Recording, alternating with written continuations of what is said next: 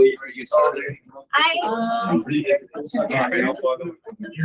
Just holler whenever you're ready. Just 2 minutes. Dr. Woolrich, What's the matter, Brianna? Can you use mine? I hope, but all the stuff. Right.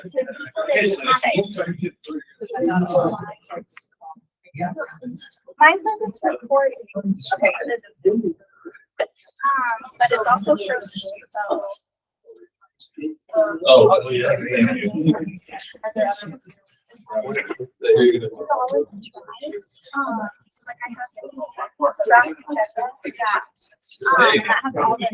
Is that a Google Drive?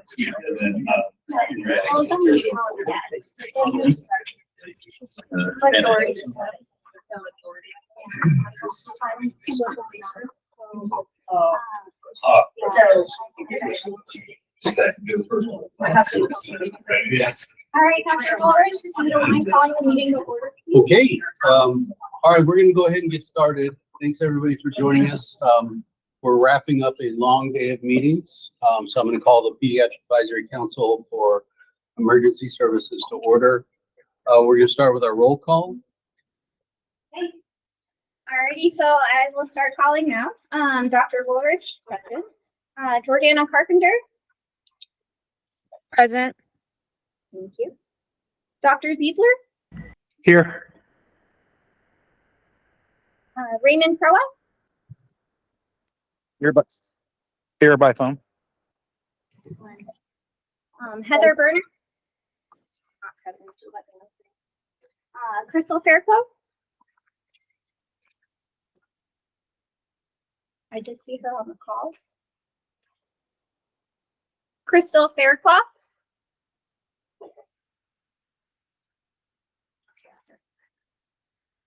All right, Ann Stafford. Present. Thank you. Thank you, Ann. Heather Miller. Present. Thank you. Thank you. Rachel Munn. Okay. Tony Carazino.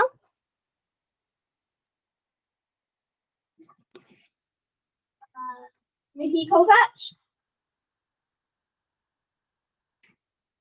Christopher Gilbert. Sure. Okay, we have quorum.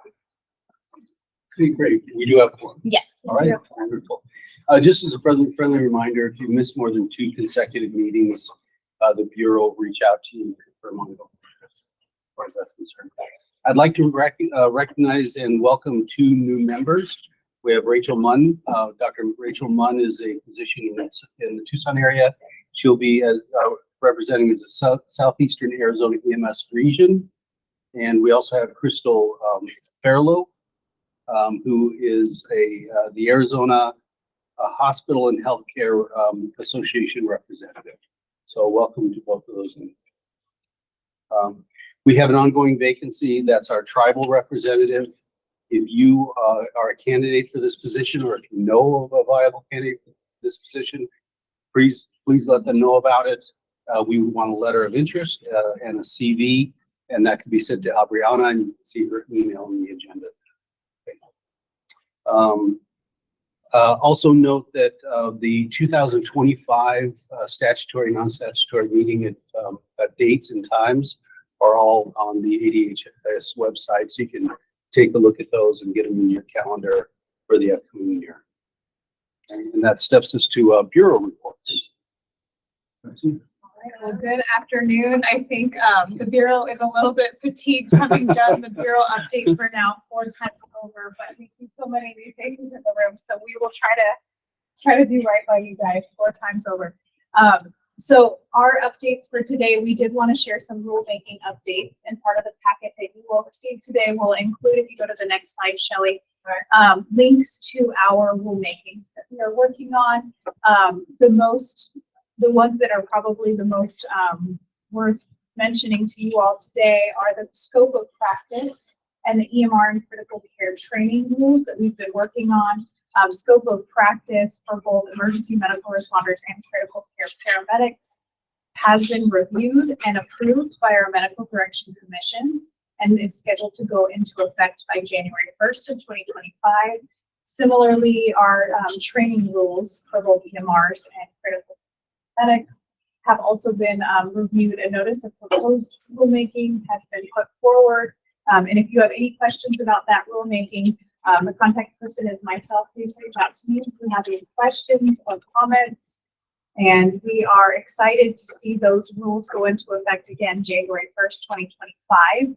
The department is having some additional conversations around rulemakings related to interfacility transports. Right now, we have both our EMS rules as well as our healthcare institution rules open. And so there's certainly an opportunity to also provide feedback to the department on those subjects.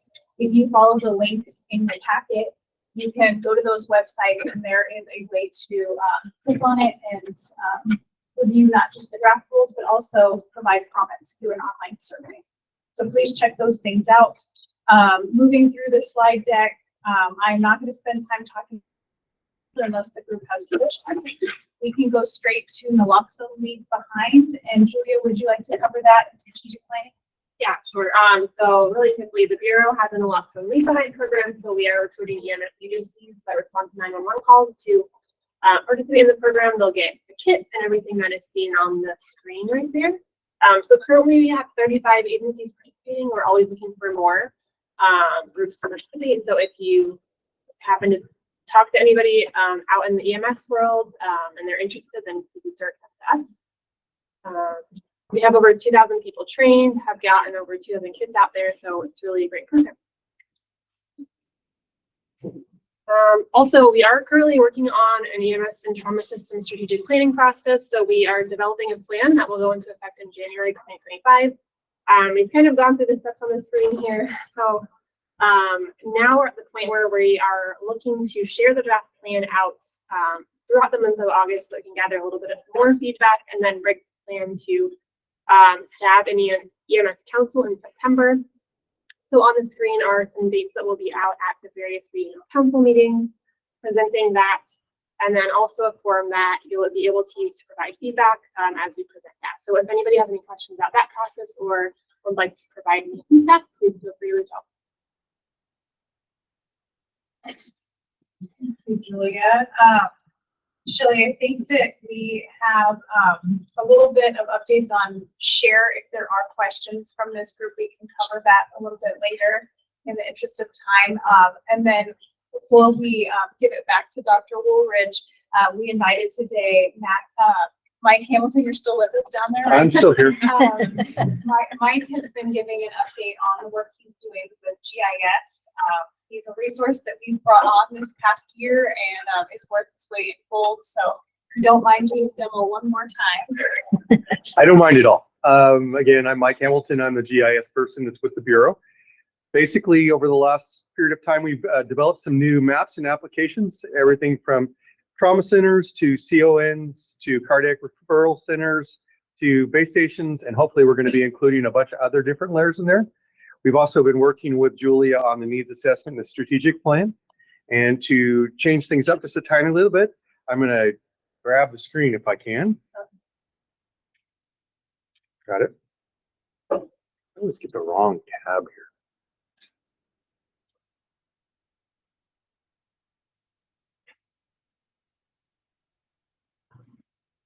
I'm going to take you real quick through our needs assessment GIS application. And let's share this tab.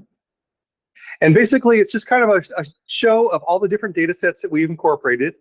If you click on any of these the lists here, you can see a list of all the designated trauma centers.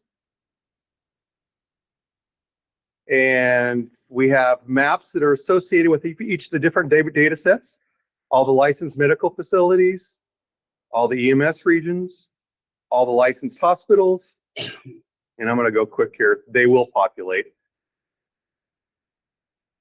Cardiac care centers, CONs, and I'll slow down on the EMS stations one real quick. And all of the maps are interactive, and you can add any of the different layers. And then the last thing real quick here is we've gone in and separated the data by county. So if you click on a county, Now you have specific information to that county. All of the hospitals, the designated trauma facilities, the CONs, and all the EMS stations associated with it. And you can export that and take any of that information with you. So lots of cool stuff, and the links are there, and please check them out and explore. One quick question. I'm just wondering, especially for this group, would it be possible to layer on the kind of pediatric facilities for the different? Absolutely, and that's actually one of our priorities right now, Okay.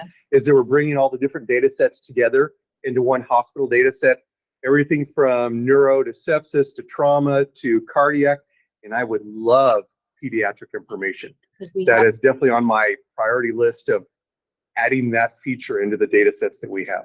I think we do have with the Arizona Academy of Pediatrics, we have kind of the accredited, I always forget the exact term, so please, an expert fill me in on the right term, but we have our different facilities that have kind of gone through a site visit.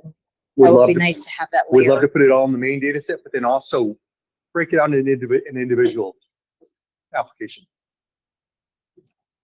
Very impressive. Thank you. Thank you, Mike, for that update. Do we have any questions from committee, the community or the committee regarding any of the Bureau updates and reports? All right, hearing none, I was going to step us to our updates in our agenda. Abriana, sorry, you have the bulk of them. In fact, you have all of them. I know. So we'll start with the pediatric, pre-hospital pediatric readiness assessment.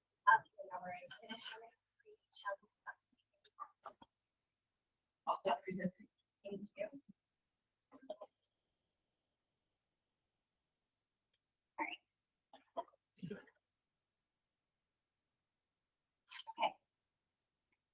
So this is the pre-hospital pediatric readiness assessment. I'm sure many of you have heard me speak about many of times. I just want to bring awareness that this is the last month to complete this assessment, and we are in our final push. So I just want to touch upon what you can tell EMS officials, what is about this assessment and how they can improve their pediatric readiness, but also help out us as an EMS for Children program. So with this PPRP assessment, the 7 focus areas that we have are education and competencies for providers, equipment and supplies, patient and medication safety, patient and family-centered care, pediatric policies, procedures, and protocols, quality improvement and performance improvement, as well as interactions with systems of care. There's about 20 questions for each section. And so far, the feedback I've received is it's been relatively simple to complete. It's just taking that time to complete it. So what is the benefit for agencies completing this assessment? First thing that they'll receive after completing it is called a gap report. This gives them immediate access to assessing what their overall pediatric readiness score is. So it's scored out of 100. However, there's no punitive action with it. It only highlights the areas of improvement as well as the areas of strength. What we will take from that is the areas of improvement, and we'll try to present some programs or projects to the PACES committee to help provide EMCTs with that education, training, and resources.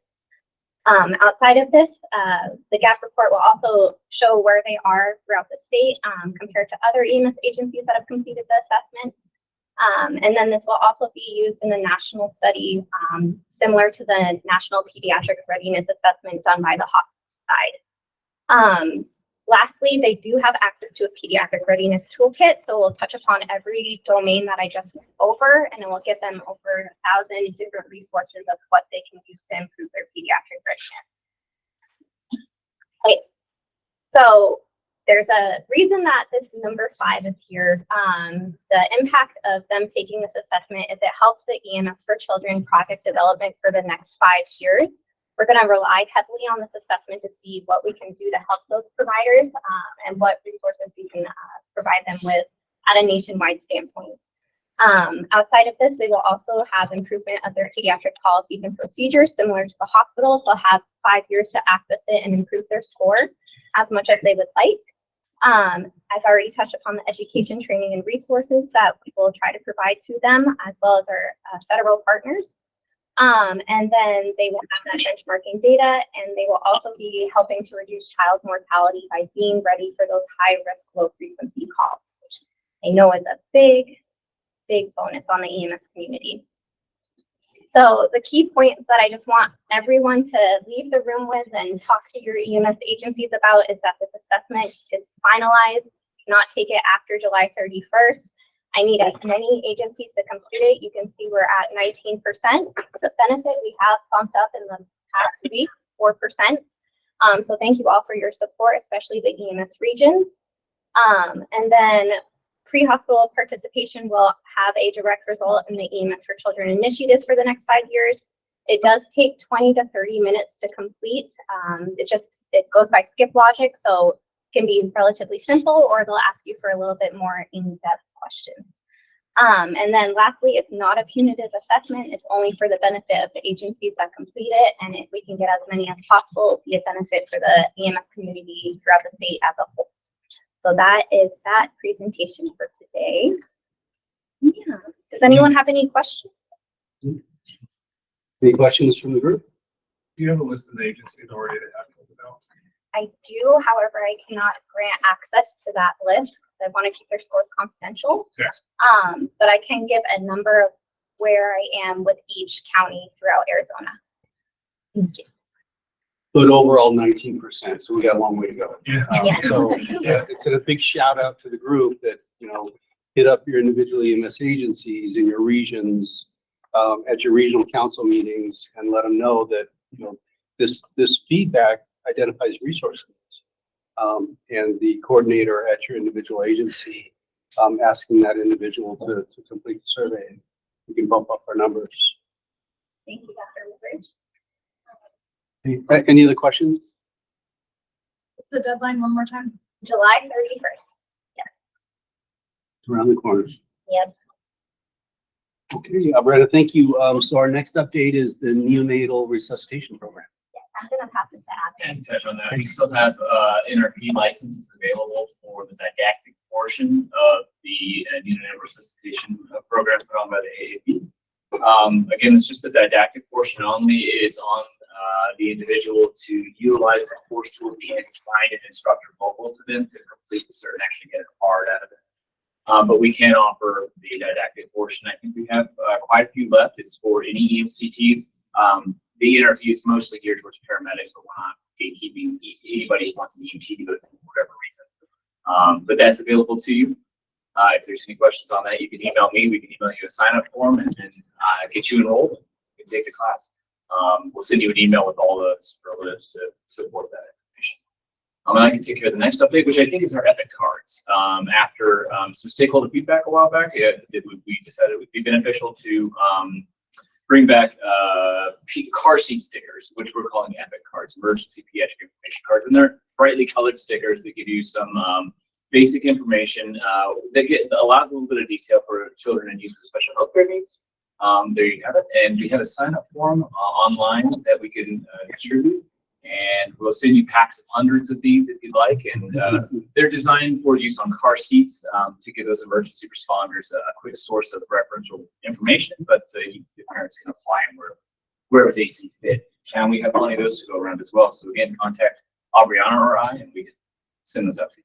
I'm just wondering if we can maybe get these to some of our pediatric emergency departments as they care for some of these patients. That would be a way to get this out into the community. And then there's also some pediatric clinics that specialize in this patient population that might be another avenue to get these out more readily, kind of targeting those audiences. We're shipping them anywhere west to the hospitals for sure. Is a great next audience.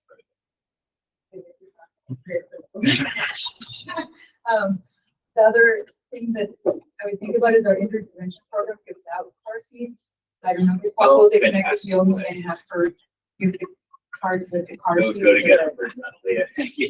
Okay. Or Adam, the agencies that do the car seat installations, they have like, maybe that would be an outlet as well. By chance, do you have them in-house? Because I can take them back down to Tucson, Banner and TMC. That's over those. Out the door he's going. You need to make them run. I think in the chat. All right. Oh, Can you open comment the in the chat? chat. I did not see it. I think Aaron Stafford said that they get that. Oh, good. Thank you, Ann. Okay, so any other questions regarding the Epic cards? Aubriana, the EMCT education? Yes, so, this is gonna be open to all EMS regional partners. If you would like to highlight anything you've done, pertaining to pediatrics and what you've done for the community and EMCPs, I would welcome you all to please share. I'll start first with AIMS as we have a representative in the room, and we'll circle around. Yes, we recently had our Odyssey conference, and when we have our conferences, what we do is we do take an assessment after this to find out what is needed in the area. And pediatrics is always a hot topic. So we're going to be incorporating some pediatric education into our fall forum that's coming up for our rural providers in December.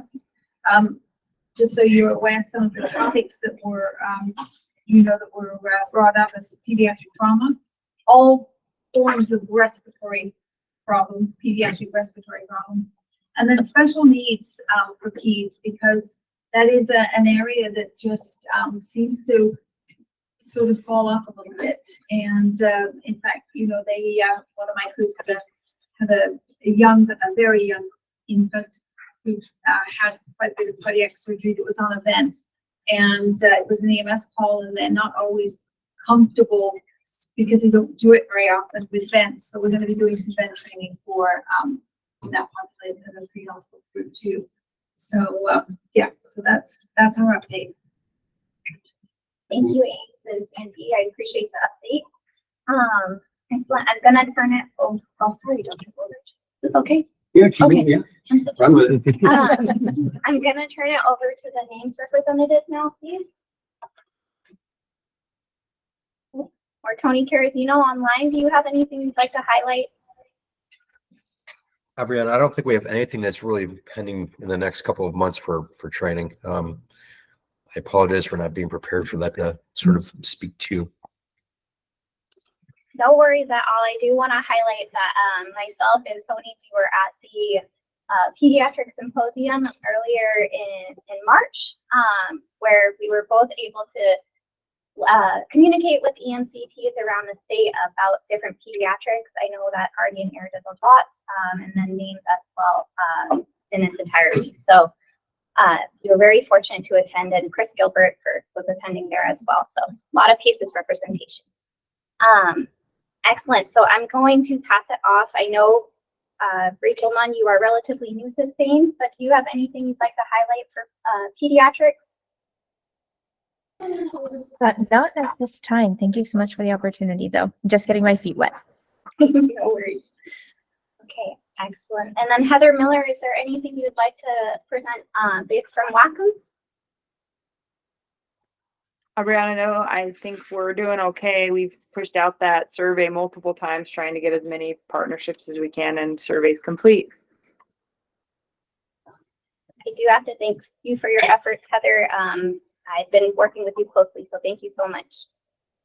You're very welcome. All right, well, that concludes all of the regions. Okay, great. And sorry for not giving you a forewarning, but we're going to have this as a standing component of our agenda. And it's just a chance for the regions to give a shout out as to what they have, whatever training or events they have that are pediatric related in their individual regions. So thank you for those updates. I'm going to step us to our action items now. First, we're going to start with to discuss, amend, approve the PACES meeting minutes. Those are the meeting minutes from March 21st, 2024. Those are in your agenda packet, and Shelley is going to be scrolling through them quickly. Can I have a motion for that review? Jordana, I'll send a motion. Jordana, thank you. A second, please. Second. Great, thank you, Chris. Okay, so as we review them, are there any comments or edits, corrections for our meeting minutes?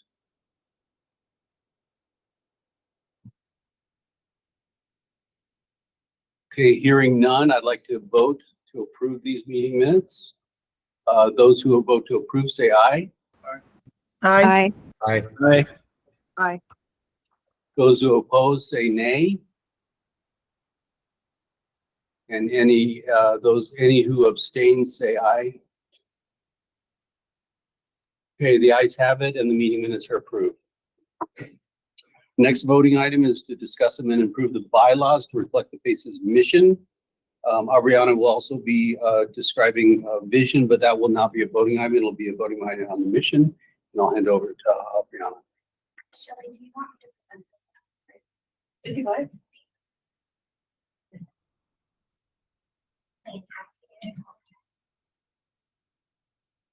So while she's pulling that up, this has been a kind of a discussion kind of behind the scenes as Pediatric Advisory Committee is non-statutory, but we like to work with the other committees to develop, particularly our work we do with education, for example. But some of our committee members, had that overwhelming overall question is, what is our kind of an umbrella mission statement? And that led to us looking at the bylaws and considering some language. And apologies, Brianna. No, I appreciate it. Thank you, Dr. Ulrich. Can we zoom that a little bit? Yes, of course.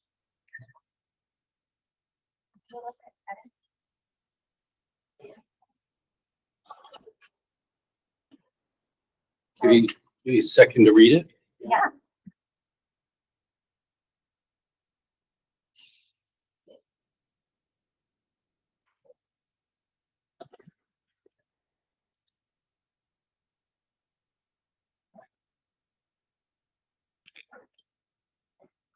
All right. Okay, excellent. So now that we've all had a chance to look over it, I'm really just looking for all committee input and feedback as to what we can do to make this a whole PACES mission statement in our bylaws. So I open the floor, if I can, to welcome any revisions that may be on the table.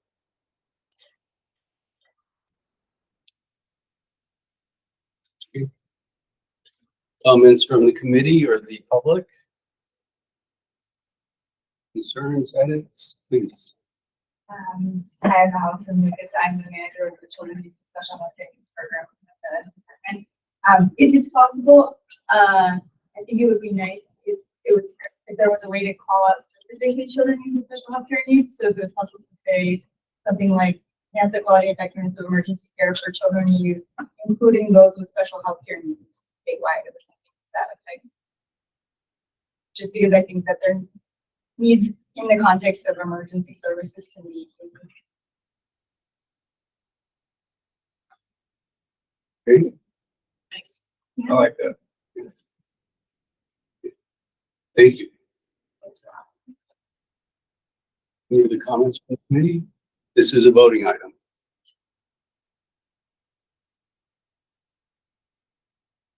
Okay. Hearing no other comments, I would like a motion to include this into our bylaws. This Jordana, I'll motion. This is Jordana? Ann. This is Ann. I'll second. Great, thank you, Ann. With a motion and a second, and hearing no other discussion, I'd like to go ahead and move this to a vote. Those of you who would like to include this into our bylaws as our mission statement, let's vote aye. Aye. I was going to get Mabel one. Aye. Okay, anyone opposed, say nay.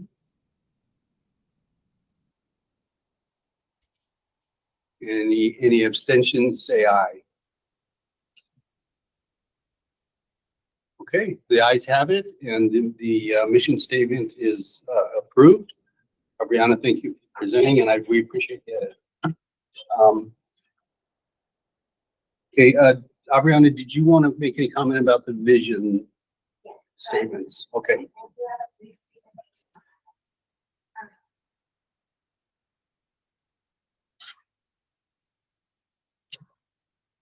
So you'll be seeing in your inbox relatively soon just a vision plan Google form that I'm just asking all PACES members to complete. I'm going to extend this to non-voting members as well to ensure that we have voting representation in all aspects. What I would like for us to discuss today is, or bring your awareness to today, is some of the things that I proposed on this Google form. So for reoccurring agenda items, something that we would touch upon every session that we meet is pediatric roundtable updates. We do have a lot of individuals that attend throughout the state and on different healthcare coalitions that want to know what's going on in Arizona as it relates to peds. So just talking about what you have for pediatric surge or bed capacity, any infectious diseases, I think it would be a good place to discuss that here with all of us being so diverse on the PACES committee. Secondly, kind of what we did today is PACES in the community. So I want to extend this to the EMS regions as well as our healthcare coalitions and our pre-hospital coordinators. What you are doing to contribute to pediatrics and the training that is going on for those EMC teams as well as hospital staff. And then lastly, pediatrics in the community, if you know of any events that aren't on the agenda and you just want to highlight that are coming in a year in advance, or anything that you think would be at a national standpoint that would be benefits to EMCTs or hospital staff, please make us aware of it during this time as well. So these will all be voting items, so please vote from them if you're highly interested. It's a 1 through 5 scale, and we'll try to take the aggregate vote and propose these on the agenda every time we meet. Lastly, we'll have vision topics for the next year. So one idea was having seasonal training, education, and resources to provide to EMCPs and hospital staffs as well as families. For example, in summer, we could talk about the heat and car safety, pediatric drownings. What do we want to do to help make the communities aware of this? And then touch upon those topics every time we meet in our quarterly meetings. And then in addition to this, I've provided a couple new pediatric education topics that we would work collaboratively on with the education committee using our liaison, Chris Gilbert, to focus on the different items through the pre-hospital pediatric readiness project assessment and the national pediatric readiness project assessment. So all questions derived from that, and those are all curated by pediatric emergency experts throughout the country. I cannot guarantee that those will all be on the agenda every time, but I will try to propose those, and we'll have something to look forward to for the next year. And then outside of that, there's going to be a section recommending reviewing and updating our currently approved pediatric topics and working with the education committee on that, just making sure we're staying up to date and current on all training we're providing to EMCTs. Outside of this, there will be a section for interactions with systems of care. So how can we have the, for example, pediatric emergency care coordinators from the pre-hospital side and hospital side working together collaboratively to ensure pediatric readiness on all leveled fronts. And then lastly, some work group topics for pediatric toolkits. I know EMS for Children would like to explore potentially doing a sensory toolkit. So we'd like to bring on board as many stakeholders and partners as we can for that as well. So please vote on those as honestly as possible, and I will look forward to presenting a report as to what we all agreed upon at the next PACES meeting. And then outside of this, the outcomes of that vision plan is we're going to be providing education to the EMS community. We're also going to be connecting EMS and hospitals with the same resources and hopefully providing some of similar training. We'll be highlighting the PACES involvement in the pediatric community as well as pediatric events. And we'll also be highlighting current pediatric trends that people that attend our meetings, and they're attending separate meetings, such as the Western Regional Alliance for Pediatrics Emergency Management, they can report accurately on what's going on in Arizona for pediatrics. Outside of this, a common standard measure of the PACES committee is advising on pediatric education resources and training, which you all have done so well, and I just look forward to having that done throughout the next year as well. So that is going to be in your inbox shortly, and if you have any questions, just feel free to email me. I'll be happy to meet with you or address them via email. Okay, that's it. Any questions in the community? Or community? I think this is going to turn out to be a nice roadmap for the advisory committee. It'll give us a good work list on what we're going to be doing going forward.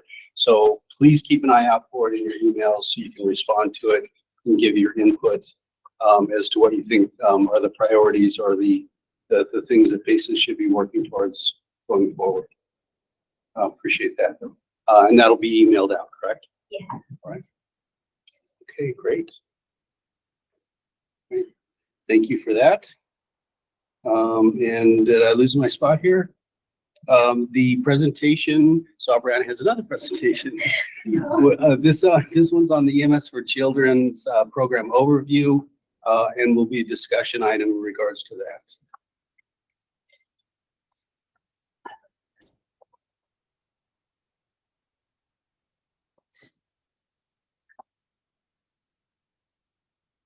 So it was requested that I share this presentation with all PACES committee members. I know we have a lot of new people on here, and then anyone that's just attending virtually, just for their own awareness. We just wanted to educate you a little bit about what EMS for Children does in Arizona. So to start first things off, we are the only federally funded program that is dedicated to serving acutely ill and injured children throughout the country. And then our program started in 1984, and we were adopted in Arizona in 1997, originally housed in the Bureau of Women and Children's Health. EMS for Children, like I said, has been around since 1984. We've gained a lot of traction in the early 2000s. The hospital knows one of our major contributions as the PCARN contribution. We also have the National Pediatric Readiness Project that a lot of hospitals and the American College of Surgeons uses as a quality improvement initiative for pediatrics. Outside of this, the Institute of Medicine has published a lot on EMS for Children, especially as it pertains to the Pediatric Emergency Care Coordinator programs. In 2011, the PACES committee worked collaboratively with the Arizona American Academy of Pediatrics to develop a hospital recognition program called the Pediatric Prepared Emergency Care Program, which you'll hear about later on today. However, this is something that has been monumental within the EMS for Children program because we do partner with the AZAAP on this and have a unique relationship. We have been one of the most well-established and improved pediatric recognition programs, and I have to commend the AZAAP for that. You have done a wonderful job with that. Outside of the Arizona EMS for Children, we were transitioned into the Bureau of EMS and Trauma in 2019. And you may be more familiar with our team today as we have our section chief, Julia Vinton, Adam Rodriguez as our program director, myself, and Jordana Carpenter as our Family Advisory Network representative. Okay. So a lot of people ask, I just got asked this at the conference yesterday, what does EMS for Children do? Simple answer is we do it all. But no, what we do is we coordinate pre-hospital care and hospital care to ensure that all providers are pediatric ready when it comes to times of emergency.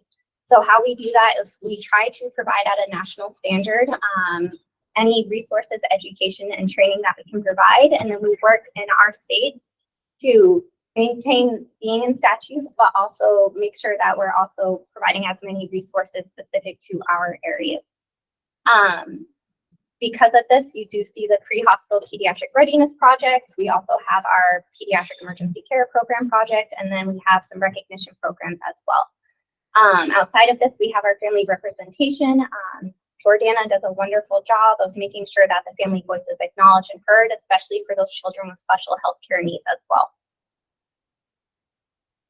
Because we are a grant-funded program, we are measured in 4 different areas. So are we established within the State Department? That is true. We are all here today.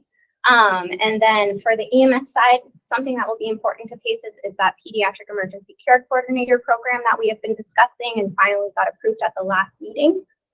We also have that recognition program that we'll be discussing today. That is something that we are assessed on, and they want to make sure that we're being as readily available and servicing those EMCTs throughout the state. Hospital side, we have the Pediatric Emergency Care Coordinator program hosted by AZAAP, and then our recognition program. And then family side, we have a disaster preparedness component that our Family Advisory Network has to do. And then we also make sure that we're extending out to families to hear what they would like represented on the Advisory Council as well. So you'll be seeing some of our partners here today. We have somebody from the Western Regional Alliance for Pediatric Emergency Management. We also have Ann Stafford, who is the AZAAP representative. And you can see that we are housed within the Bureau of EMS and Trauma. But EMSC also extends its outreach by working with all of you throughout the PACES committee. We work with the Bureau of Operational Readiness and Response within the Department of Health Services, and then we also work closely with the EMS agencies and hospital healthcare coalitions to make sure that we are being as much of use as possible throughout our program. And then we also work closely with the Arizona regional leadership.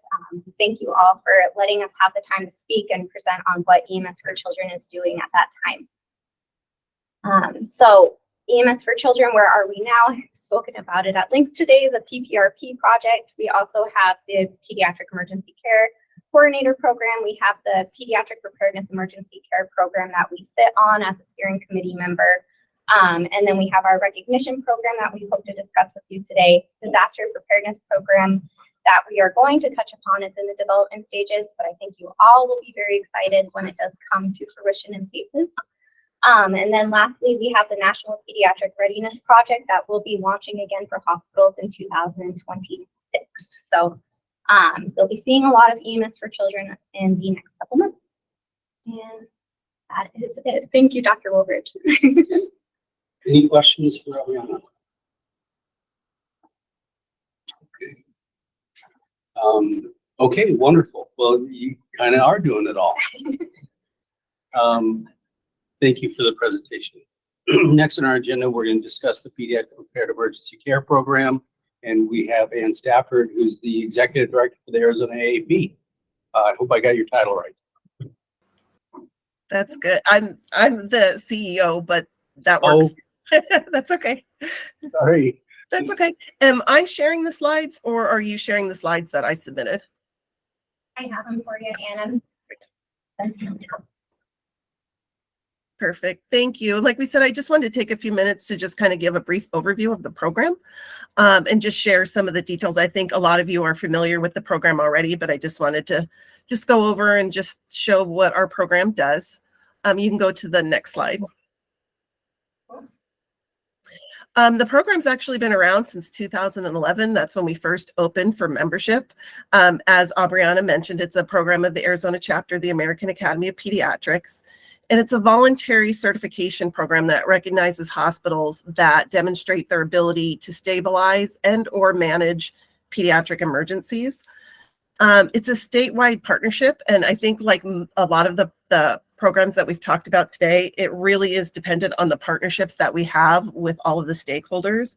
And we really work with hospitals, physicians, nurses, emergency personnel, and the EMSC program at ADHS to make all of this happen. The program is overseen by a steering committee that has designated seats in its charter. So as I list them out here for you, you can see that we have a designated seat from a representative from AZAP, a representative from the Arizona College of Emergency Physicians, and a representative from the Arizona Emergency Nurses Association. And these are the organizations that came together to create PPEC in the first place. And then we have all these other designated seats to make sure that we have representatives from a trauma hospital, a critical access hospital, one with a PICU, all these different seats that give us a little bit more flexibility in who can fill those seats, because we always want to make sure that the steering committee is representative of the community that we serve. So we make sure that we have all these designated seats available. So we're hearing from people across the state. You can go to the next slide. The steering committee really sets the direction of the program, and that includes things from setting and reevaluating the criteria as time changes, helping us create continuing medical education for providers. They create and participate and develop a needs assessment for all the participating facilities, which is really important for their work in steering the direction of the program, because we want to hear from the facilities that are participating and the ones that are not participating, what is valuable, what they would find valuable, what are the things that they would like us to change, how can we better support them. So that needs assessment is a really important piece of the steering committee's work. They, of course, assist with the promotion of the program and hospital recruitment and help us identify program improvements. We offer 3 levels of certification. So you can see here we have pediatric prepared emergency care, pediatric prepared plus care, and pediatric prepared advanced care.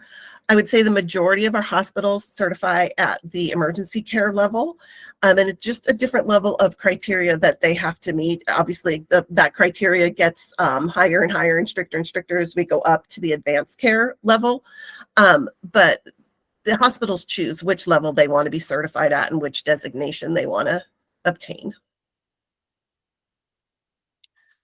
The program actually started with some startup money from EMSC and ADHS to get the program off the ground, but it is now a self-sustaining program. Hospitals that participate pay an annual membership fee, and it's based on the level of their certification. And then they also pay a certification and recertification fee every 3 years. So every 3 years, we do a site visit with them. We go through, we see, we tour their emergency department, see any changes or improvements that they've made, and they go through that recertification process and pay a certification fee. So you can see by this schedule, like I said, the program has become very self-sustainable and doesn't need that additional funding to support the program. ADHS still provides some funding so that we are providing benefits for the program that I will talk about in just a minute. When we look at the criteria, I kind of broke it out, and these are the major sections. So we have education and training, facility requirements, quality improvement, policies and procedures, guidelines, and equipment and supplies. So I just listed out some examples here for you. We're looking at everything between provider licensing, guaranteed continuing medical education, advanced trainings and certification. They are looking for what their imaging protocols are, their lab and blood work availability, what their QI process looks like, and do they have a designated pediatric QI liaison. We look at all their policies and procedures, and those are, things from interfacility transfers to patient safety and care. We look at stabilization measures, illness and injury triage guidelines, and DNR orders.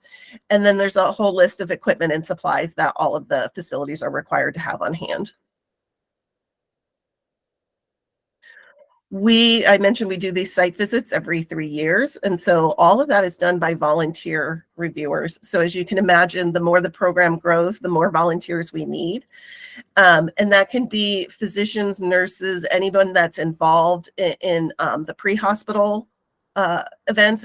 Anyone that is involved in the process at all can be a reviewer. What we ask of the reviewers is that they each hospital that's certified provides at least one reviewer for one site visit during the year, that they review the materials prior to the site visit that the hospital has uploaded. All of our site visits went virtual during the pandemic. And so when we kind of explored going back to in-person, when things eased up a little bit, the overwhelming response from the reviewers was that they wanted to keep them virtual because it's a lot easier to carve out 4 hours for a virtual visit than it is a day and possibly an overnight stay for going to some of the hospitals in person. So we are currently still doing all of the site visits virtually. They contribute to the site visit report after the site review is done. That we put a report together for the hospitals. So they look at that and make sure we've captured everything correctly.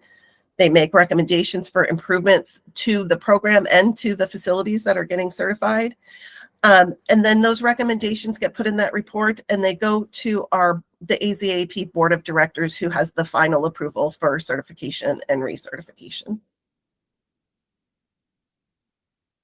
Here's a sample of what our site visit agenda kind of looks like for a virtual tour.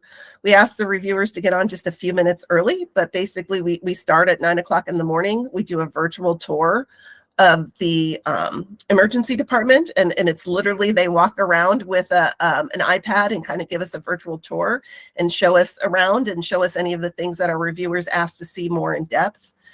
Then they give us a presentation from their leadership team to let us know everything that the emergency department is working on, what kind of community involvement they have, anything that they want to share with us and share with the team. And then we go into deliberations with our site reviewers. So we look at everything we saw in the virtual tour. We look at everything they've uploaded, things they shared during the presentation, and make sure that all criteria is met. And if not, what are the action steps to get them to where they can meet that criteria? And if we have any follow-up questions. And then we meet again with the hospital team and just kind of talk through our findings and let them know if the review team is recommending them to the AZAP Board of Directors for certification or recertification. So it's about a 3 to 4 hour commitment. As part of participating in the program, we offer some benefits to the hospitals that are participating. We provide free pediatric emergency medicine CME opportunities through the AZAP Learning Management System. We provide a lot of educational courses and training for nurses. And when we do our needs assessment, this overwhelmingly is one of the things that they tell us is the biggest benefit. Any participating hospital can send an unlimited amount of nurses to our CEN, CPN, or ENPC trainings that are, again, all done virtual now. And so they look at the cost that they would have to invested into that if they were paying individually for each of their nurses to participate. And like I said, overwhelmingly, we hear from them that it's cheaper, right? It's a better deal for them to become a certified hospital and get all these things for free. We also have a members only collaboration site through Basecamp. And so that is where any member from a member hospital can ask questions, share. So we typically see things like, we don't currently have this policy or guideline in place at our facility. Is there another facility on here that would be willing to share yours for us to work off of? So we see lots of collaboration like that. And then, of course, we provide technical assistance to them when they're conducting their site visits and anything they need to achieve certification. I want to open it up to questions, and I also want to acknowledge we have a couple people on this call that are very involved in this program. So if there was anything that you wanted to share, please feel free to jump in and share that information.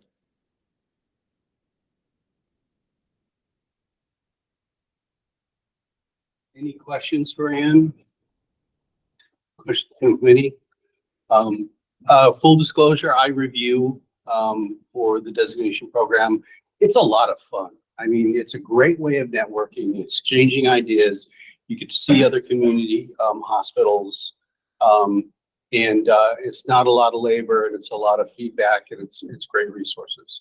So if any of you guys are interested in getting more involved, please reach out to Abriana, who can put you in contact with Devin at the AC, who's the coordinator at the AZAP. Is that fair? Is that a fair contact? Goes directly to Devin? That's perfect. Thank you. Okay. Okay. Well, here, no other questions here, Ann. Thank you so much for the presentation. Thank you. Okay. Our next discussion item is Western Regional Alliance for Pediatric Emergency Management. Abriana, do you have the slides? Yes, I do, but Well, I'll introduce myself. My name is Chris McCarthy. I'm a consultant working with a company called Emergency Preparedness Solutions. More importantly, our company represents, as Dr. Woolworth said, Western Regional Alliance for Pediatric Emergency Management. We are the Arizona coordinator. And then we also serve as the Drills and Exercise Domain Manager for the Pediatric Pandemic Network. So I'm going to talk a little bit about those organizations today. I couldn't have asked for a better foundation and introduction. So, with some of the previous discussion points, because it kind of shows where we might fit in and where we're coming from. But also just want to start by saying thank you to both Ariana and Adam for connecting with us last month, David and I, and giving us this chance just to give a couple of highlights. And then, of course, I'll be a point of contact for anybody who has questions after the day. So on the first slide after the cover there's some obligatory acknowledgements and disclosures. ASPR, the Administration for Strategic Preparedness and Response, is supporting the Pediatric Disaster Centers of Excellence, one of which is RAPM. And then Pediatric Pandemic Network is supported in part by HRSA through HHS. On the agenda, like I've mentioned a couple of times, we're going to go through just, yeah, you can go for it, yeah. The RAPM and the PDCOEs, who we are, where we kind of fit in with, again, the introduction we've already given through how it fits in with the MSC. I'm going to talk a little bit about Pediatric Pandemic Network and how that fits in both with RAPM, but some of the similarities and differences between the two organizations. Point to some pediatric resources, which is really the name of the game, education resources for both of these organizations. And then, of course, my contact information if you'd like to connect a little more after the day. We can go on. These are the 3 pediatric disaster centers of excellence. It started with Gulf 7 and Region 5 for kids, and then Western Region Alliance for Pediatric Emergency Management was the third to jump in. It is based out of UCSF Benioff Children's Hospital in Oakland, California. On our logo and in our charter, it says 6 states, of course, which is my home state here in Arizona. Like I like to think of the anchor, both geographically and philosophically. But what's cool is, and then I'll talk about it a little later, is we really try to go across the borders. You know, even for Gulf 7, based in the Southeast, Region 5 for kids up in the Upper Midwest, we commonly work beyond our borders, interact with our partners, which I'll talk about a little bit later, wherever they lie, even if it's across the date line. So I'll tell you a little bit about how we've been able to have kind of a global reach with some of the resources and experiences that we're able to offer. On the next slide, this goes into just kind of illustrating some of those, the overlap of the different things that we do in the space of pediatric emergency management and preparedness. Really, it's about conversations like this. So, you know, to point to any one thing that we do in RAPM and the PDCOEs or PPN wouldn't do it justice. We are open to the conversations. And for instance, you know, why I'm here with Adriana and Andrea and Adam, it's really to find where we can be adding in some expertise. We have a large network and group of subject matter experts, practitioners. Those folks come together, of course, to produce our work products, the resources I'm going to share a little later. But even recently, we've had some hand in response with the Maui wildfires, sending some of our mental health professionals and resources out there to help in the aftermath. The next slide points to kind of 2 things, both what the PDCOEs focus on, you know, many different areas of pediatric emergency care. But I'll also call out that these are the same domains that Pediatric Pandemic Network has, along with a few others. We have some service domains like our communications group, our education group. But for each one of these subjects up here, we have in RAPM, again, a broad network of subject matter experts, experience across all 50 states and beyond. And then in PPN, with these specific domains, we're working towards creating you know, educational materials, just-in-time resources. So this, well, there's a lot on the slide. It's a good reference to come back to see if there's one particular thing you'd like to connect on to begin with. In the next slide, this is a little bit different illustration of the agencies we try to interact with. Again, always circling around children and their families. But for instance, you know, we're here with local Department of Health, you know, connecting in this space where, especially when I talk about our drills and exercises, those are primarily focused on the HPP coalitions throughout the states. So really, we try to do our best to keep this network very open to anybody that might want to participate. And you'll hear me say it again and again. Let me know. Just let's connect after this if you have a question, if you wonder where we fit in. Those are the kind of conversations that we're open to. On the next slide, this is a good just kind of summation of what we've been able to do and contribute over the past several years. We just heard from AAP and the readiness assessment. That's a big focus for us, you know, what resources we can produce, recognizing what gaps might be out there in resources or best practices for preparing for that assessment. That's why we're here. On the next slide, this is another example of what we try to produce. So if you got your phone, your personal device, or if you're online, you can scan this QR code to register for our quarterly EMSC collaboration webinar that's going to be hosted by both David McCarthy, counterpart. He's sharing in the text chat as I speak. But that's another example of where we try to bring some of that subject matter expert into the room, into a virtual space, and keep the conversation going. On the next slide, this showcases a few other of those resources. The Pediatric Surge Playbook was something that we produced years back during the height of the pandemic to provide those just-in-time resources, pediatric-specific considerations for really, at that point, folks that were already in it, they were beyond preparation. SciStart is what I'll call out. That was particularly the resource that we went out and deployed to Maui for. We had a couple of our subject matter experts in mental health participate. David might even be sharing some more resources on that. So lots to share on that, lots to learn from that experience, and we'd be happy to share what we have about that after action report. In the next slide, this is where I'm going to talk a little bit more about Pediatric Pandemic Network. As you can see, it was launched in September 21, funded through a 5-year cooperative. So we're about to head into our next 5-year cycle, which is really exciting for us because, you know, as it says here, we've strived to be a network of networks. And now I think we're collectively asking a question of what else can we do as a network. On the next slide, it'll illustrate kind of what that network is. So it started out with 5 participating hub sites, children's hospitals across the nation. And then we added 5 more. So there are 10 across the nation. These hubs serve to as a place of finding those subject matter experts, building that national network, so that when we have that opportunity to create something or even help with some response, we have a go-to network across the nation. The next couple of slides are going to talk about what I mentioned earlier. One of our primary focuses for David and I, both as an Arizona coordinator and in RAPM, and of course the drills and exercise domain manager for PPN.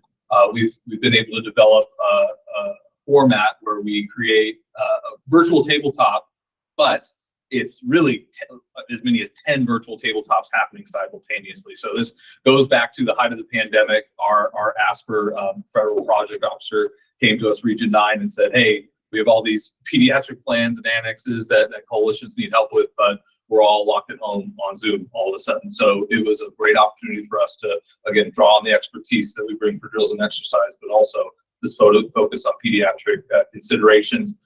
We've now, to date, since 2001, when it first launched with RAPM, I count 15, 16, if you call what we did in NACHO, at NACHO earlier this year, events between RAPM and PPN. So on the next slide, I think it is, yeah, this kind of is a reflection of how many participants we've had from the different states. So all but 9 states in the U.S. have had some type of participation, either through one of the RAPM VTTXs, which are focused on coalitions, the HPP coalitions. They each get to run one of their own VTTXs in a breakout room in Zoom. And then we'll also mention our ASPR Region 9. We've been able to reach across the date line and run a couple of virtual tabletops, one on chemical surge, one on pediatric surge, for our Pacific Island partners, so Guam, CNMI, FSM. It was really cool being here at 8 p.m. in Arizona, but 10 a.m. tomorrow for some of our participants. So it was really cool to see that reach. On the next couple of slides, again, this is just an opportunity to pick up some of our resources. If you scan this, it'll take you to the RAPM website, which there is a public-facing side. There's a resource library that you can search by keyword, by hazard type, by agency type. So we've done a great job to really filter that collection of resources, some of which we've produced, and of course, some of which are linking back to some of our partners like EIIC, the EMSC Innovation and Improvement Center, and our partners at AAP.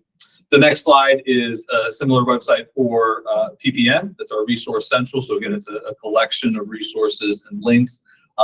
However, on the very next slide, I do want to call out a resource as we close here. No, you're right. Yeah. The reason I was doing that was it's not ready yet. So we haven't released our shareable tabletop exercise kit from PPN yet. That's still in development, but it was a need that we recognized through doing all of these VTTXs, that off-the-shelf examples and content specific to pediatric considerations in those tabletop exercises. Saw that as a clear opportunity to build something and try it out. So particularly if you're interested in seeing what that shareable exercise kit looks like, it comes with a full set of documents, facilitation, slides. It even has some video content, simulated news broadcasts. But really, it's a great way to leverage those discussion-based exercises with a lot of pediatric considerations woven in. So thank you for listening to me. And again, my contact info is there. Thanks, Dr. Woolley. Well, thank you, Chris. Any questions? Hey, well, thank you for teaching us about what you do, and great to hear about your program. Appreciate being here. Wonderful. Thank you. Our next discussion item will be to talk about the MARC program that's making Arizona ready for kids. Abriana will be doing this discussion, and just forewarning, this will be a voting item. And MARC is a new acronym, brainchild of. It was a culmination of a lot of internal discussion, but when we were in our program applicant manual, we were trying to see what was the common phrase that we were saying, and it was making Arizona ready for kids. So it became MARC, and then we'll have Mark the teddy bear as our EMS for Children mascot. So, yes. So for the sake of time, I'm just going to run through these slides real quick. These are slides that we are going to be presenting to EMS agencies to kind of recruit them for this Making Arizona Ready for Kids program. A lot of this information is stuff that we discussed at the last meeting. So we touched upon that it's a pilot program and that we are establishing EMS pediatric readiness and performance improvement measures, and that we want to improve pediatric patient outcomes in Arizona through implementing evidence-based, highly coordinated, and standardized pre-hospital care. One thing I do want to emphasize, similar to the PPEC program, we are 100% voluntary, but our membership is free of charge for EMS agencies to participate for memberships, but they will have to pay for the pediatric equipment. So the recognition program criteria is something that we've already discussed as well. So this is just the high level overview of that. The attributes are is that it's voluntary, it's non-punitive, it's inclusive of all EMS and fire rescue agencies. It is required that if you're going to participate in this, it's expected that you're gonna give out what you're getting back. So it will only be successful if the EMS agencies fully participate. The benefits of this pediatric recognition program for EMS side is that it's going to improve patient outcomes, build community trust, as well as community reputation. It's going to also have professional advantages such as media recognition, official recognition within the Bureau of EMS and Trauma. We'll also have eventually on our website a map, which you can see like these little teddy bears highlighting each EMS agency that's going to be recognized. Some feedback that we received in the last meeting and from internal Bureau leadership is having a 2-page application for enrollment. So this is something that I would like all PACES members to look at and review. It's mainly just filling in their essential information here and in the ADHS stations. However, what I wanted to talk about today, and it's not coming up, bear with me for a second. Okay. Not tech savvy, guys. That's not working. Okay, while I'm pulling that up, this is what I wanted to talk about today is the Making Arizona Ready for Kids program manual. So that little segment right here, all EMS agencies are going to click on this to be aware of what their ATEST state, confirming that they're going to participate in the program and making sure that they're aware of all the policies and procedures in place for this. So if you can see my screen, okay, we can't see that one. There we go. Okay, so this is in the file. So just again, this is an overview of the mission of the Pediatric Readiness Recognition Program. This is going to be the highlighting program criteria that they are going to be expected to meet to be part of this. To summarize and make it easy on EMS agencies, we provided a checklist based on feedback that we received. So they are going to have to sign off on everything that they're doing to be a member of this program. So this is what I'm looking for PACES feedback on today. A lot of it is very similar to what is out there for recognition programs currently, but yes, so. Oh yeah, I didn't know. So sorry. I minimized my screen now.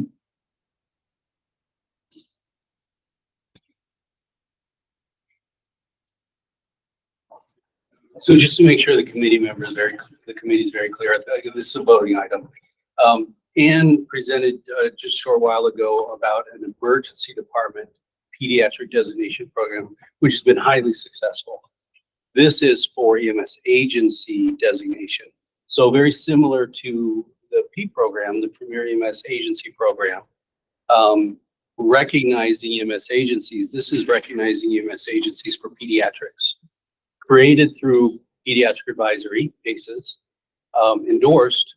I think ultimately, and Shelley, you have to help me here, but, oh, Chief Garcia, this goes to EMS Council for implementation, correct? Because we don't have authority there, or? Yeah. Is that what we're planning on doing? We're That's what taking we it to discussed at the council? last meeting. Okay. Yeah. Got it, okay. Yeah, and I'm sorry, just a little background to make sure everybody's focusing in on the components correctly. So a lot of these, the agencies are already doing as well. The ones that are going to be the major differences are the patient and family-centered care criteria, as well as the disaster and mass casualty incident criteria. And some of the community outreach, we are asking them to do 2 events throughout the year for pediatrics.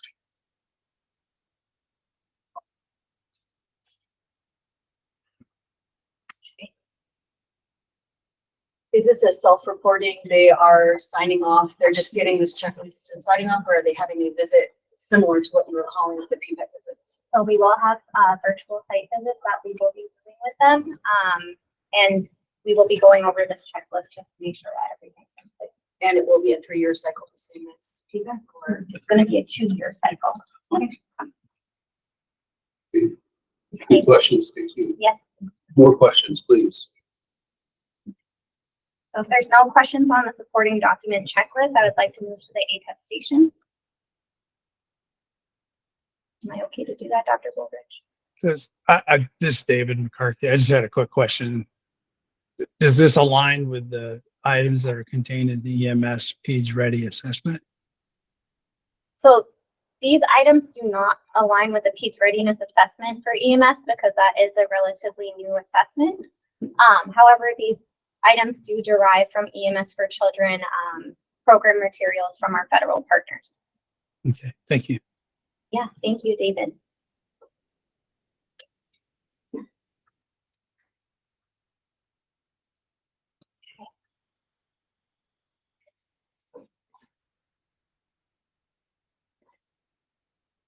Okay, I'm going to, just for the sake of time, if it's okay, just move to the attestations list. So this is what agencies are agreeing to. They're attesting to the fact that they have pediatric continuing education. To relieve the burden on EMS agencies, we're having it be the same as the NRP standards. So they have to have anywhere from 5 to 6 pediatric CEs to participate in this program. They also have to do that community outreach. So we'll be seeing if they have any maintenance or records on when we do our virtual site visits. They also have to participate in our EMS for Children surveys, as well as doing patient, parent, and family outreach. And then their pediatric ambulance equipment. We're not asking them to add additional equipment. We're just making sure that it's compliant with state regulations. If they want to go above and beyond, we have also provided the NASEMSO or National Standard List for the BLS and ALS equipment checklist as well. Yeah. Is there an associated fee schedule with this site visits and stuff as well, membership? No, so it's completely free of charge for them to participate in this program outside of they may need some, yeah, something. I'm sorry, I think you actually said that earlier. And no, it's late in the afternoon. No worries at all. Thank you.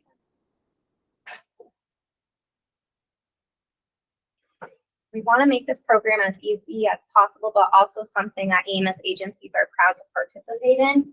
We really reduced the barrier to entry by having it be a shorter document, shorter checklist for them to fill out.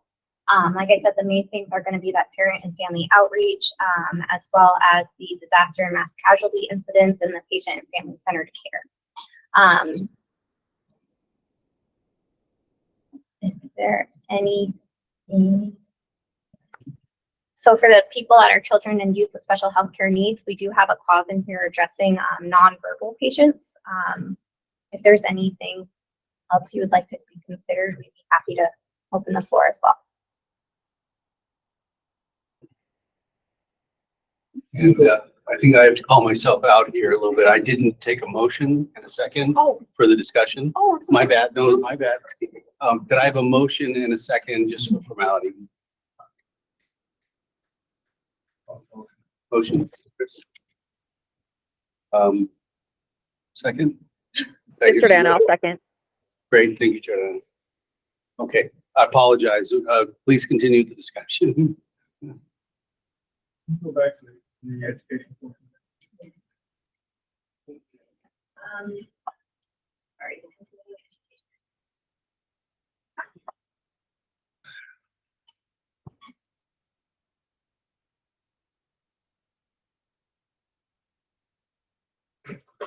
Which one that has like a? You mean like the environmental? Yeah. I'm Oh, sorry. yes. Yeah. There we go.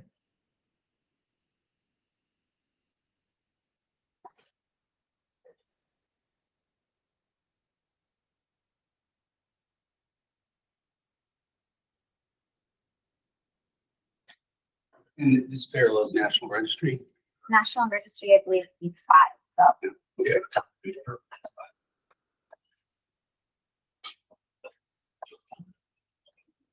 Okay.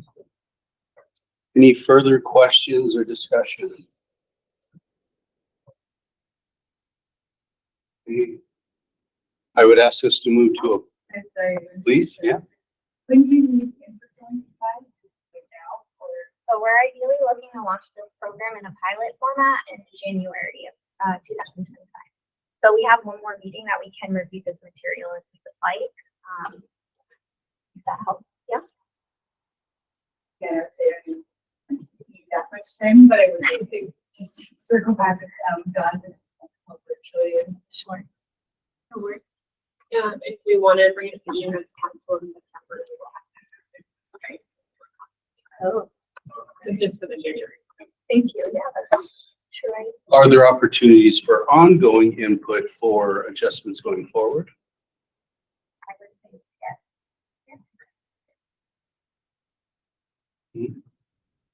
Was there an area that you saw? No, that's what I was gonna say, like nothing, I have nothing in mind,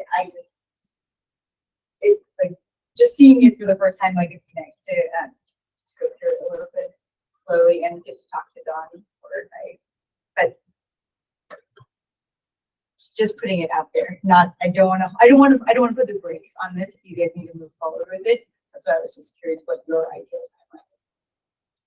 So the ideal time is January 2025. I do know that Jordana, being the Family Advisory Network rep, she did try to do her best for the first year or first round of criteria to have something with children with special healthcare needs. But we'd be happy to touch base with Shin and see if there's anything we can add supplemental to this as well. Okay, no, and I feel Jordana's got her eyes on it, but Yeah, no. good subject matter. Oh, of course, yeah, Dawn would be great. Well, Okay. Further comments? This is a voting item. Okay, I would like to move us to a vote. Those who agree to approve and endorse this program as it's listed to move forward towards the EMS Council review would say aye. Aye. Aye. Aye. Those who oppose say nay. Okay, anyone who abstains say aye. Okay, the ayes have it. And big shout out to Abriana, Adam, and Jordana on the phone for all the work they put into this. Huge amount of work. So congratulations on your efforts. Do you get a teddy bear if you participate? Yeah. The beauty of pediatrics. Okay, wonderful. We're moving on, and I think we're starting to run a little short on time. So discuss pediatric, well, but we started late. So discuss pediatric drowning data, Antonio, for this agenda discussion. All right, thank you. Dr. Robertson. Thank you. So I'll just make this very concise. This is discussion on data findings that help raise an alarm of what's occurring as far as increased surge within Arizona pediatric drownings. My name is Deacon Antonio Hernandez. I'm the Community Integration Officer with ADHS. You can look at the next slide.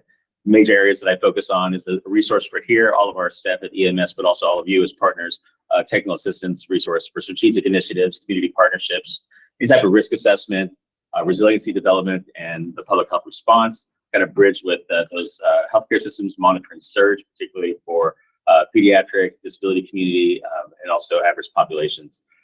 Next slide.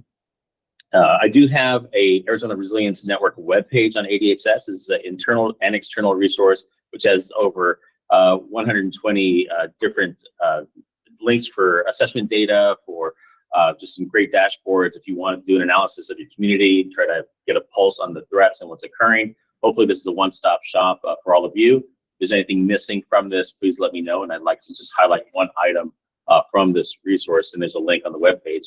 So the next slide shows that under resources, there is one under monitoring threats, which is water-related incident and fatalities report. And so with that, kind of go to the next slide. Barring any other information, this is the most kind of real-time data that I could locate. It's provided by Children's Safety Zone.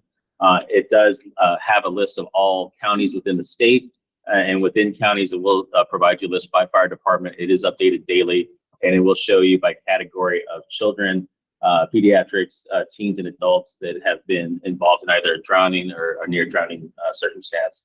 And so with this, it's already identifying that we have 45 deaths within the Valley of the Sun. This is Maricopa County, Pima County, including 13 pediatric deaths, 1 child, 1 teen, 30 adults. From over 93 water-related incidents. And so this high number, if you look at some of the years prior on this slide, it will feature something from ABC News. I also kind of getting a pulse on this as well, seeing how we're kind of surpassing early part of summer. So this kind of flag went off in early June, and then we still have many months to go before we wrap up the year in December. And so with that, we kind of see comparative data. I just want to let you know that feature does kind of have the fire department totals. It's both reported and also what they're picking up from the news. But it's probably one of the best pulse point resources for this type of monitoring. I just wanted to bring it to your attention. And then with that, we go to the next slide. What the news did provide was they did a map overlay on the left. They're showing where those incidents occurred, the near drownings in blue and the red, where the deaths happened. And when looking at that, that resembled a pattern very similar to what I'm seeing on the right, and that's the Arizona Health Index map overlay. The very light, it has shades of green, but the lightest areas are the areas lowest scoring, least access to healthcare. And so these areas could be areas to focus on public messaging, could be areas to focus on outreach and community partnerships. They could be areas that are well saturated by the nutrition community that's already doing outreach in that area. So there's opportunities for internal partnerships on joint messaging that may occur. But also there's correlations between what's occurring both in the residential and waterway kind of drownings, but also within our municipality aquatics programs. They kind of cycle on a 4-year cycle. This is the 4th year where they may see a death occur. It hasn't happened yet, at least in the city of Phoenix.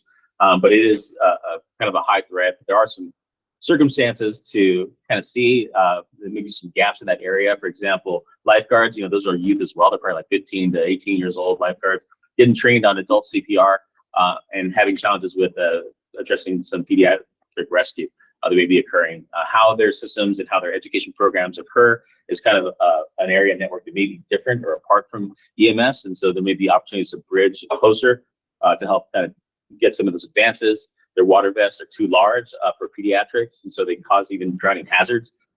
So some small child within the small space they have could actually be holding them underwater rather than bringing them up above water. So there's a big concern both within issues that are happening within staffing for those areas, and then also age groups that kind of leave out of the area to get some lessons to kind of get into now school age group where they may not be able to go back to or revisit some type of training. And certainly adults and those with language barriers kind of see a big gap within the education of how to swim, stay safe in water. So next slide, we're just going to show that this is just an opportunity to kind of build a discussion around data. Is there anything else that's needed? what partners together, pull together. Is there ways to kind of synchronize the target areas, identify more factors, mitigation opportunities? Here's a resource to help internal and external, and thank you for this opportunity to bring this to your attention. Any questions? I will just jump in there and say, Antonio, thank you for bringing this to us, because this, in many people's opinions, has been a gap in the department in terms of the data and information we've been able to share since the retirement of one of our MDs who used to publish a report every year, I understand. So I think that bringing this to us is very timely, so we can talk about what data is needed and how do we bring the right partners to the table. The numbers you see in the newspaper are just devastating, and when we try to query some of the data we have access to, it is very concerning.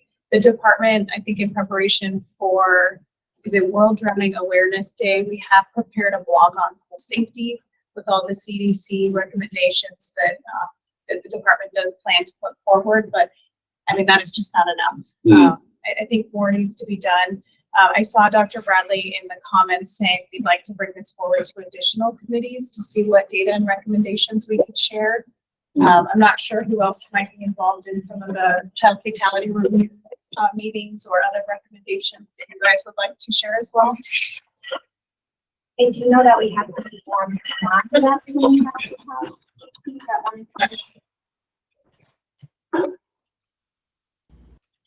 I can try and speak to that a little bit. My name is Mary Glidden. I'm the Chief of Office of Fatality Review at ADHS. I think I'm also joined here today by Morgan Anderson, who is the Program Manager for Child Fatality Review. But just to speak on, every year annually, we publish the Child Fatality Review report in November and have a special section on drowning. And within that section is provided recommendations for prevention that can be implemented at a local or state or even a national level. But that information is there, and we would love to participate in any ongoing efforts to implement those strategies or other strategies. This last year, we partnered with the Arizona Drowning Prevention Coalition, and they provided life vests and swim lessons for the community. And we hope to do that again next year or this coming year, this financial year. But yeah, just so you know, I'm here as a resource, and Morgan Anderson is here as a resource as well.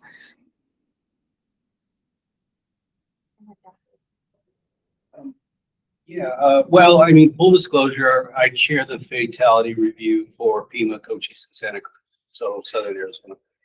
So I'll echo what was just commented on. My thought was, and it was a conversation I had with Dr. Bradley before this meeting, was the child fatality review will get the fatal drownings, but it's the non-fatal drownings. Does that data come out in the hospital discharge database? Which database do we search? And then what comment Dr. Bradley made was, sometimes these patients, some of these individuals refuse transport. So how do we really collate and really gather all of that raw data to be able to look at every case event? Might be the part to have to brainstorm. And support help me if possible. Yeah. I think Gail put in the chat, we'd love to bring this back to TEPI. We met earlier today. I don't think their next meeting is until November. So it would be November timeframe that we could bring that back to TEPI. And perhaps it's a good agenda item to keep going to make sure that we are looking at data sets that would allow us to see those near drownings and those opportunities for intervention and more education, as Antonio said. Yeah, and absolutely with the kind of the cycle of how the aquatics programs within our municipalities kind of take on their agenda. It's like a different kind of slower moving process. So there's influence from PACES, right? They could bridge to that group to help make some adjustments that we may not see change from this for years, and we're seeing a spike starting to occur. So thanks. I also know from the recent partnership that we've done with Arizona Game and Fish, with off-road vehicle safety, they have expressed interest in water safety as well. So that could be a partnership that you could do some joint messaging with on waterways. Yeah. Yeah, they're very interested. That was like one of the next projects they wanted to start looking at.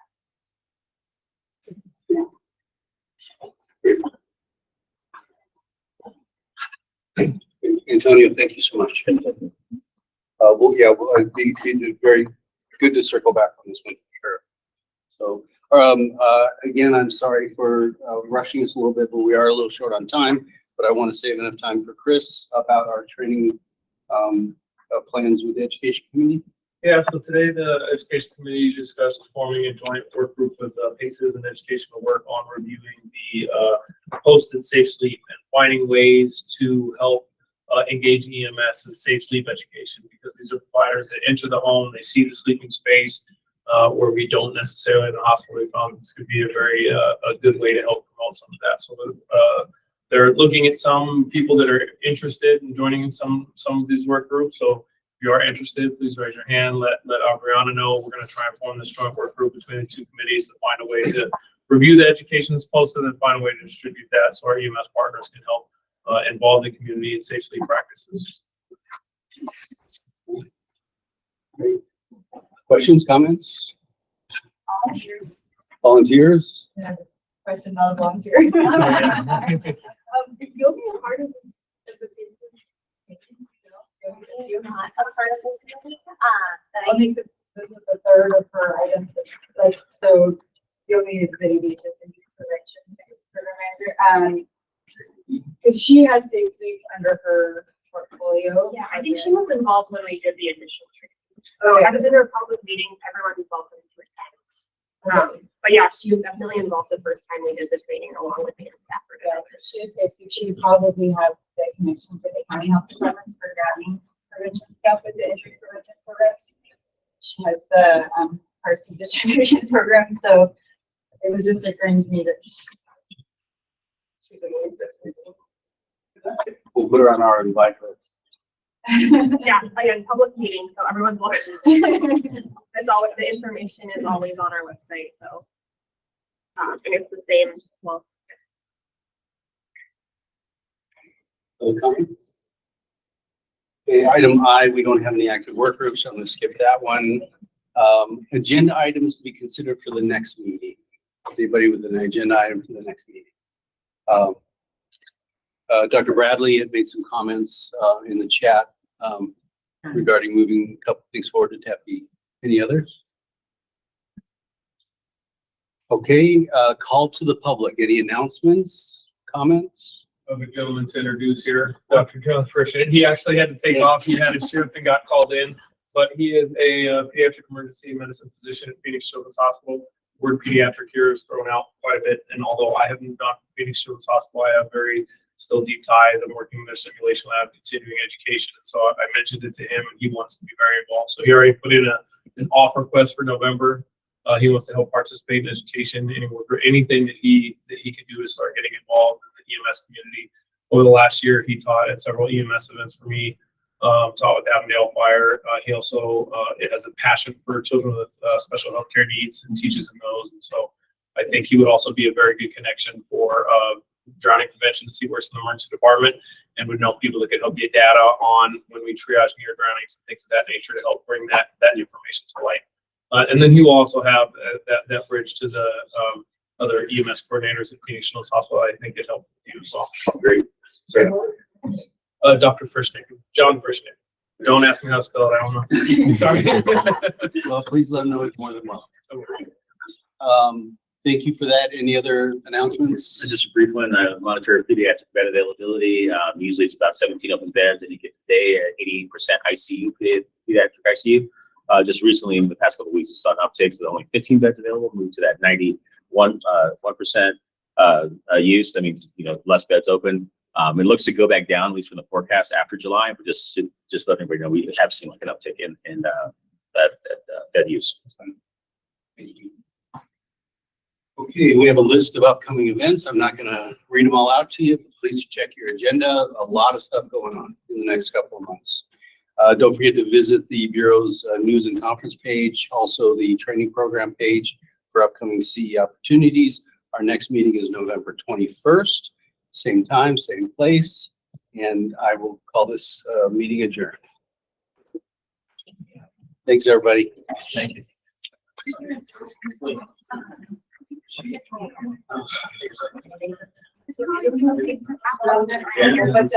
So,